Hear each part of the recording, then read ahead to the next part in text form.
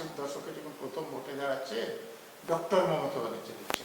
লোকে যখন জিজ্ঞেস কোথা থেকে ডক্টর করেছে, বলে ইস্ট জর্জিয়া ইউনিভার্সিটি থেকে। খবর নিয়ে দেখা গেলো ইস্ট জর্জিয়া বলে দুনিয়াতে কোনো ইউনিভার্সিটি নেই। তো তিনি তো ওই নন এক্সিস্টিং ইউনিভার্সিটি জালিয়া ডক্টরেট। তো তিনি কখন সত্যি কথা বলেন?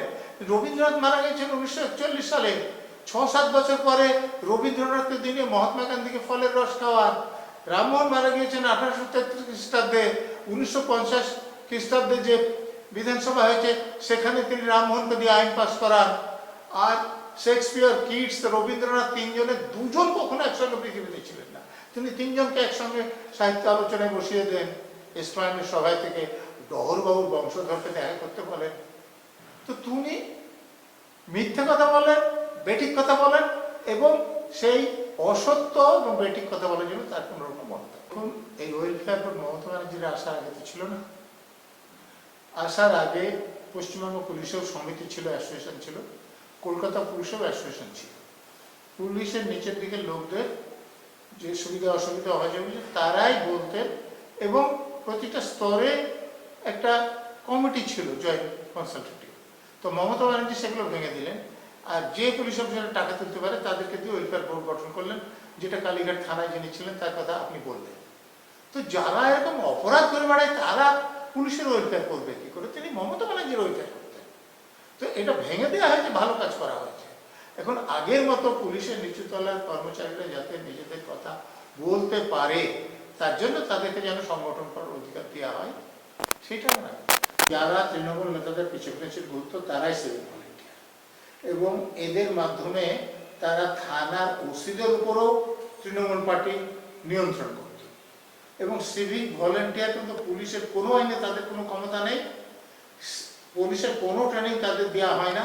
অতএব সিভিক ভলেন্টিয়ার হাইকোর্টও একাধিকবার বলেছে এটা ডিসব্যান্ড করে দেওয়া উচিত, দিয়ে সেখানে পুলিশ অফিসার এবং পুলিশ কনস্টেবল নিয়োগ করা উচিত। যার কথা বলছে তিনি পুলিশের লোক ছিলেন না, কিন্তু পুলিশের মোটরসাইকেল ব্যবহার করতেন, পুলিশ ব্যারাকে থাকতেন, পুলিশের ওয়েলফেয়ারের মিটিংয়ে থাকতেন। তো তার মানে কি পার্টির লোকেদের এই পার্টির সূত্র ধরে এত প্রভাবশালী হয়েছিল? সেদিন আপনি চিন্তা করুন যে হাসপাতালে আমরা যদি যেতে হয় তাহলে অনুমোদন নিয়ে যেতে হয়। আমিও হাসপাতালে আমার কিছু হলে আমি সরকারি হাসপাতালেই দেখাই। আমি যখন পিজিতে ভর্তি ছিলাম বা মেডিকেল কলেজে ভর্তি ছিলাম, আমার আত্মীয় স্বজন যেতে হলে অনুমতি নিয়ে যেতে হতো। কিন্তু এ বিনা অনুমতিতে কি করে ঢুকে যাচ্ছে, এটাই তো বেআইনি। তো ফলে এরা তো অপরাধ করবে, এবং সে অপরাধ করেছে। তবে আমি মনে করি না যে আজিকারের ঘটনা একাই সে করেছে। প্রমাণ লোপাটের জন্য তারা সব কিছু করেছে। ইউনিফর্ম পরে কোনো আইপিএস অফিসারের এটা ডিউটি হতে পারে না যে এই যে আজিকরের যে মহিলা ডাক্তারকে ধর্ষণ খুন করা হয়েছিল তার বাবাকে টাকা দিতে যাও। এটা কি আপনি মানতে পারেন? ভাবতেই কিরকম লাগে একজন ইউনিফর্ম পরে আইপিএস অফিসারের টাকা দিতে যাচ্ছে। তারপরে আর একজন ডিসির কথা দেখুন, যে তিনি ডিসি সেন্টার, যেখানে ঘটনা ঘটেছে সেটা তার এলাকায় নয়, এবং তিনি কলকাতা পুলিশের স্পোক্স পারসন না, কিন্তু তিনি দিনের পর দিন প্রেস কনফারেন্স করছেন আর অসত্য কথা বলছেন। অসত্য কথা কেবল, যেমন একটা উদাহরণ দিচ্ছি, যে একজন পিজি হাসপাতালের পিজিটি, সে পিজি হাসপাতালে ভর্তি হওয়ার ব্যাপারেও তিনি যে কাগজ দিয়ে ভর্তি হয়েছেন সেটা দাবি করেছেন অন্য ডাক্তারের যে জাল। সেই ডাক্তারকে দেখে বলছেন ইনি আমাদের ফিঙ্গারপ্রিন্ট এক্সপার্ট। তো ডিডির ফিঙ্গারপ্রিন্ট এক্সপার্ট, তিনি ডিডির ডিসি না, তিনি নর্থের ডিসি না, ডিসি সেন্টার। তিনি নিশ্চয় কোনো উপর মহলের নির্দেশে এই মিথ্যে কথাগুলো বলছেন, তো অতএব তার ভুগতে হবে। তেমনি কলকাতার সিপি দেখুন প্রমাণ জোগাড় করা কোনো অপরাধে, সেটা হচ্ছে পুলিশের কাজ। পুলিশের কাজ তো প্রমাণ লোপাট করে যারা অপরাধী তাদের বাঁচানো নয়। তো যারা এই কাজ করেছেন তাদের তো সাজা হওয়াই উচিত, আগে হওয়া উচিত ছিল। যেহেতু তখন যারা শাসক দল ছিলেন তারা এর সঙ্গে যুক্ত ছিলেন, তারা কোনো ব্যবস্থা নেননি। অতএব শাসক দলের পরিবর্তন হয়েছে, এখন ব্যবস্থা হয় স্বাভাবিক। আপনি কালীঘাট থানায় যিনি ছিলেন, যার কথা বলছেন, তিনি কলকাতা পুলিশে সাব ইন্সপেক্টর হিসেবে ঢুকেছিলেন।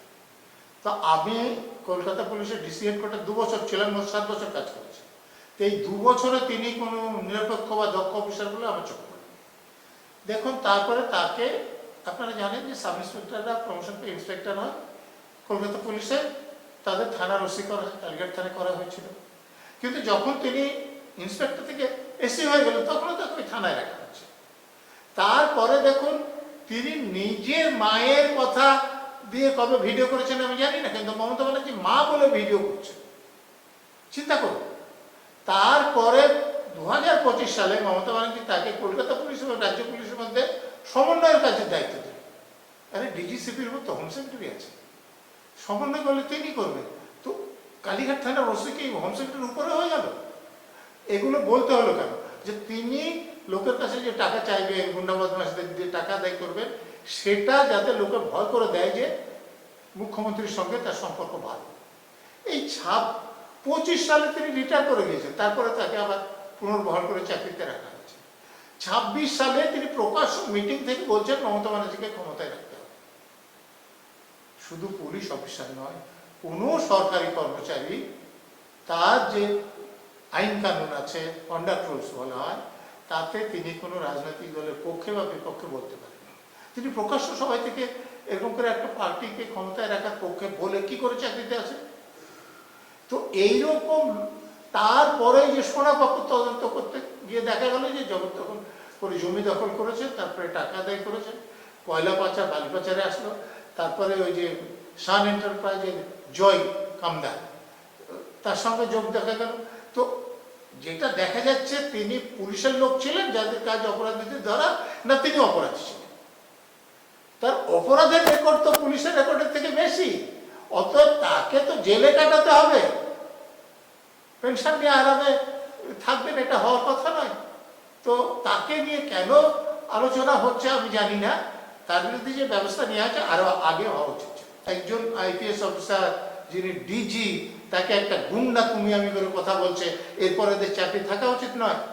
কিন্তু মমতা ব্যানার্জি ছিলেন বলে চাকরি মানে সমস্ত সব সময়টা করেছেন। এর আগে কেন্দ্রীয় তদন্তকারী সংস্থা যখন তাকে ধরতে এসেছিল তিনি ফেরার হয়ে গিয়েছিলেন। আপনি মার্ডার কেসের আসামিকে, ডাকাতি কেসের আসামিকে ফেরার হতে দেখেন, সার্ভিং আইপিএস অফিসারকে ফেরার হতে দেখেছেন, এবং সেই ফেরার আইপিএস অফিসারকে এমপি করা হয়েছে দেশের আইন তৈরি করবেন।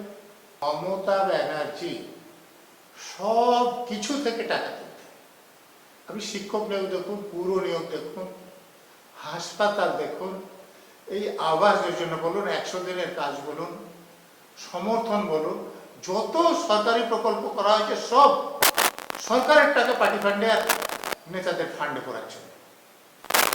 এবং সেই জন্য লোক খানিকটা সময় সহ্য করেছে, কিন্তু এবার দেখুন কিভাবে তাকে ছুড়ে ফেলে দিয়েছে।